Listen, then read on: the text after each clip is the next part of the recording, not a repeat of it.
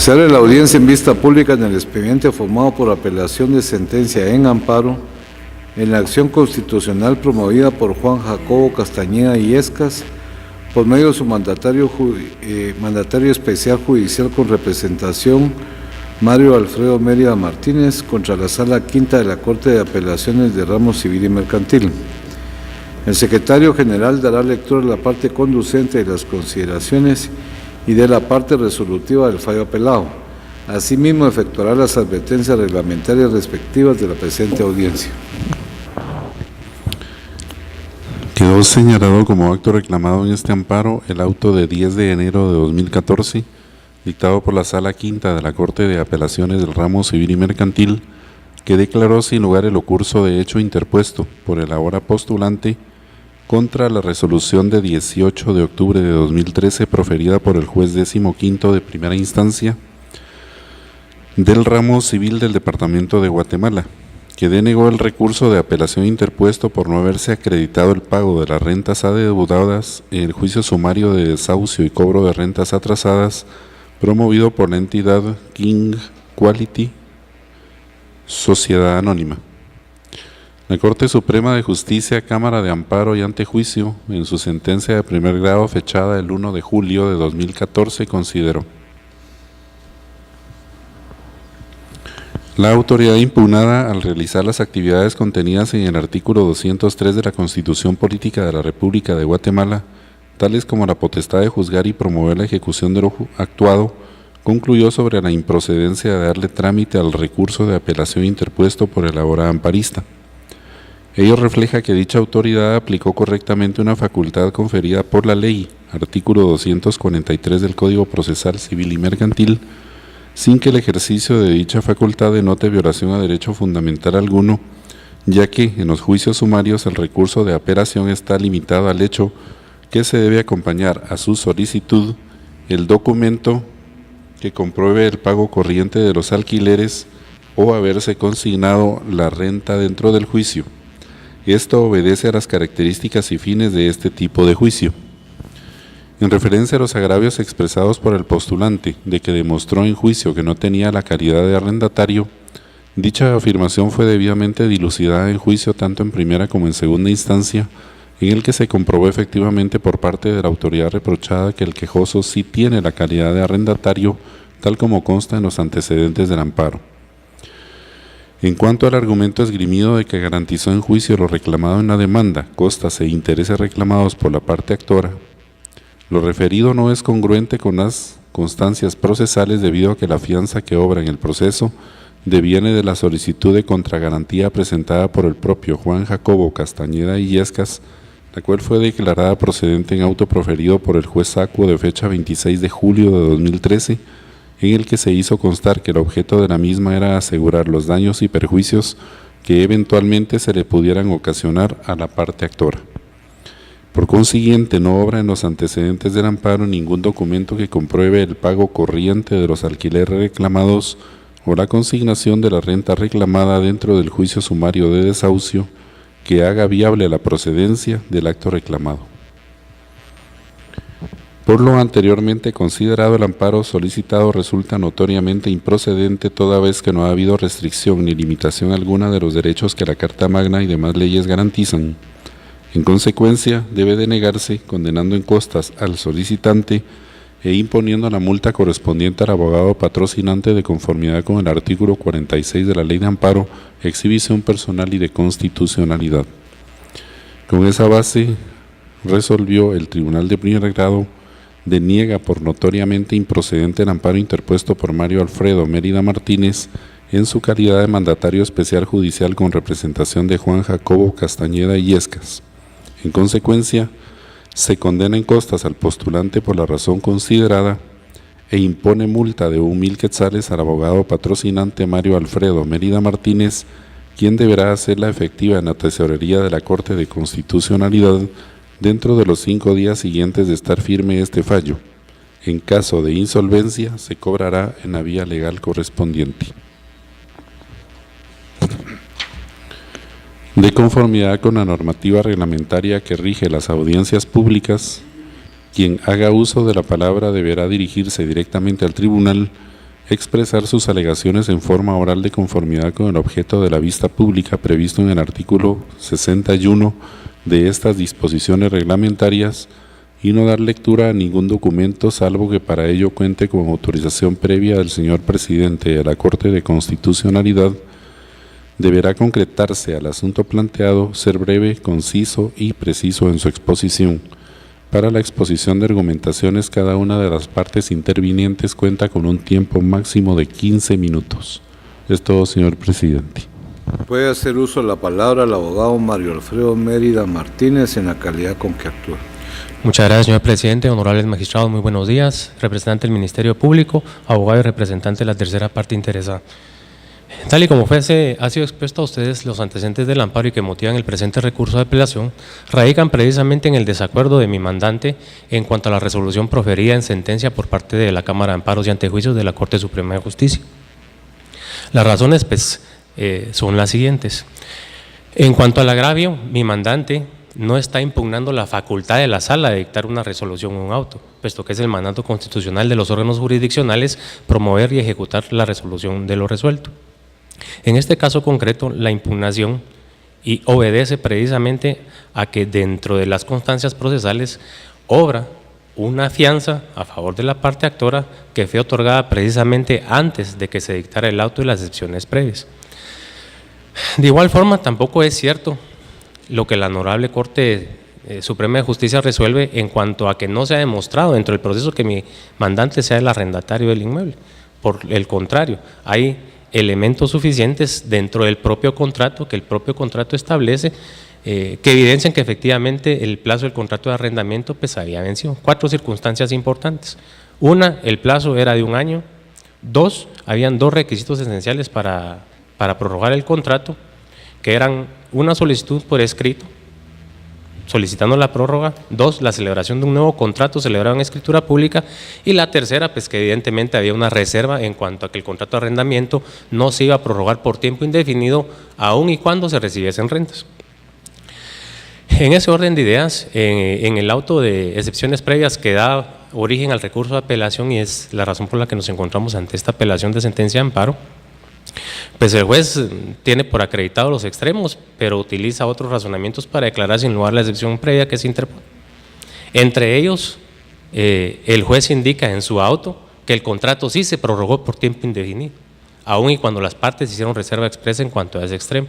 De igual forma, tiene por acreditados que no sean los 2 requisitos para prorrogar el plazo del contrato de arrendamiento. No obstante, dice que tampoco, para razonar el por qué no es válido el argumento expuesto por mi mandante, indica que tampoco mi mandante acompañó una carta o solicitud donde dijera que no iba a prorrogar el contrato. En ese orden de ideas, ante las medidas precautorias que se decretaron, mi mandante otorgó una fianza a favor de la parte actora, y la discusión tanto en la sala como en la Cámara de Amparos y Antejuicios ha redundado en cuanto a si el artículo 533 del Código Procesal Civil y Mercantil, ¿sí?, la fianza que otorga el juez por medio y en facultad de ese artículo, garantiza o no garantiza la pretensión de la parte actora. La norma que se utilizó como fundamento y que es el artículo 533 del Código Procesal Civil y Mercantil claramente establece que el demandado tiene la facultad de impedir que se decreten medidas precautorias en su contra o de obtener el inmediato levantamiento de las mismas a través de una fianza que fija el juez, que deberá cubrir la demanda, costas e intereses. Sí. La fianza que la Fianzadora General GIT Continental otorgó a mi mandante por la cantidad de 400,000 quetzales es una fianza que en su redacción manifiesta e indica que se encuentra garantizando los daños y perjuicios que se puedan resultar. La discusión es: ¿qué es válido? ¿El contenido de la fianza o el contenido del artículo de la ley del Código Procesal Civil y Mercantil a través de la cual se otorga esa fianza? El artículo 533 del Procesal Civil y Mercantil es muy claro en cuanto a qué es lo que cubre esa fianza. Es decir, si estuviéramos dentro de un juicio de alimentos, es evidente que esa fianza estaría garantizando los alimentos que se pretenden cobrar en contra de una parte demandada. Si fuese un juicio de daños y perjuicios, es evidente que esa fianza garantizaría esos daños y perjuicios. Pero si estamos dentro de un juicio sumario de cobro de rentas atrasadas, es claro que de acuerdo con la norma, esa fianza, aun y cuando contenga la redacción que contiene, está garantizando las rentas que supuestamente mi mandante adeuda. Y es en atención a la omisión de interpretar en forma adecuada y correcta este artículo 533 del Código Procesal Civil y Mercantil, que la Sala Quinta de la Corte de Apelaciones, en su auto de resolución a través del cual deniega el ocurso de queja que se promueve en contra del Juzgado 15º de primera instancia del ramo civil, decide rechazar el ocurso, manifestando que la fianza no se relaciona con el proceso principal. Es decir, de acuerdo a lo que la Sala manifiesta y a lo que la Corte en su sentencia de fecha 1 de julio de 2014 indica, dan por sentado que la fianza, que el artículo 533, que es la contragarantía que se solicitó dentro del proceso, no cubre esa reclamación o esa pretensión principal de la parte actora. La pretensión principal de la parte actora es el cobro de rentas atrasadas. En ese orden de ideas, ¿qué otra circunstancia o situación puede estar garantizando la fianza que otorga el artículo 533 si no es precisamente esas rentas? Mi mandante está alegando dentro del proceso no ser el arrendatario del inmueble. Si está alegando no ser el arrendatario del inmueble, ¿cómo puede el sistema de justicia obligarlo a que pague rentas? Sin dilucidar si es cierta o no es cierta esta situación. No se le causa ningún perjuicio económico a la parte actora, puesto que, repito, hay una fianza que le está garantizando las posibles resultas y las rentas de este proceso judicial. El inmueble ya le fue entregado a la parte actora. Y le fue entregado por la persona que realmente estaba arrendando el inmueble, que compareció a devolverlo al tribunal. La arrendataria o la propietaria del inmueble, que desconozco si es la entidad actora, ya tomó posesión del inmueble. Y ya el juez, a solicitud de la parte actora, declaró resuelto el contrato de arrendamiento. Entonces la discusión básicamente gira alrededor del artículo 533 del Código Procesal Civil y Mercantil. 1. 2. No es cierto que se haya demostrado ya en primera y en segunda instancia que mi mandante es el arrendatario. 3. El agravio que se impugna no es que la Sala haya dictado el auto denegando el ocurso. El agravio que se impugna y lo que nos causa la violación a las garantías constitucionales de debido proceso, derecho de defensa y derecho a dos instancias es precisamente que no toman en cuenta que mi mandante sí tiene garantizados a favor de la parte actora las rentas que la parte actora supuestamente alega le debe el señor Juan Jacobo Castañeda Illescas. En ese orden de ideas, en la calidad con que actúe en representación del señor Juan Jacobo Castañeda Illescas, pues solicito que el recurso de apelación que se ha interpuesto en contra de la Corte Suprema de Justicia, en virtud de la sentencia de fecha 1 de julio del año 2014, sea declarado con lugar y se otorgue la protección constitucional solicitada dentro del presente recurso de apelación, otorgándole a mi mandante ese derecho que tiene a discutir en una segunda instancia el auto que dictó el juez, el juez 15º de primera instancia del ramo civil, a través del cual deniega las excepciones previas interpuestas de falta de personalidad y demanda defectuosa. Solamente, honorables magistrados. Muchas gracias. Como tercera interesada en el amparo comparece la entidad King Quality Sociedad Anónima, por medio de la gerente general y representante legal, doña Elsie Rupe Sarosi, quien actúa con el patrocinio del abogado Luis Alfonso Hernández Papadopoulos, que se le confiere el uso de la palabra. Señores magistrados de la Corte de Constitucionalidad, nuestra intervención es muy breve. Sabemos perfectamente que la Corte de Constitucionalidad es un órgano contralor de constitucionalidad. La parte interponente del amparo pretende utilizar el amparo como una tercera vía, un control de legalidad. En cuanto a que el interponente constituyó una fianza para garantizar las resultas del juicio, una cosa es garantizar las resultas del juicio y otra cosa es pagar las rentas dentro del juicio, como establece el artículo 243. De tal manera que es obvio que no existen agravios, no existen amenazas y no existen violaciones a los derechos constitucionales que la Constitución y las demás leyes establecen a favor del interponente. En virtud de eso, solicitamos que se confirme la sentencia proferida por la Corte Suprema de Justicia a través de la Cámara de Amparo y Antejuicios de fecha 1 de julio de este año. Gracias. Puede hacer uso de la palabra la agente fiscal, la abogada Maritza Yesenia Castillo López, del Ministerio Público. Gracias. Buenos días, honorables magistrados de la Corte de Constitucionalidad, abogado interponente de la presente acción de amparo, tercero interesado y demás público presente. El Ministerio Público comparte el criterio sustentado por la Honorable Corte Suprema de Justicia en Cámara de Amparo y Antejuicio, en la resolución de fecha 1 de julio del año 2014, en la cual deniega el amparo solicitado por el hoy amparista en contra de la Sala Quinta de Apelaciones del Ramo Civil y Mercantil. El amparo no procede cuando la autoridad recurrida ha actuado en el ámbito de sus atribuciones legales, tal como lo establece el artículo 203 de la Constitución Política de la República de Guatemala, toda vez que lo que se establece con dicha acción por parte del postulante es que se ha revisado esta acción a través y se constituya esta Corte como un ente revisor de lo actuado por el orden constitucional. De las actuaciones y del análisis que se ha realizado tanto del proceso de mérito, así como de los argumentos planteados por el hoy amparista, esta representación ha analizado que la autoridad recurrida ha actuado en el ámbito de sus atribuciones al declarar improcedente el recurso de apelación toda vez que ha emitido una resolución con un fundamento fáctico y jurídico, estableciendo el por qué se deniega un recurso de apelación dentro de un juicio sumario de desocupación y cobra de rentas atrasadas, tal como lo establece el artículo 243 del Código Procesal Civil y Mercantil.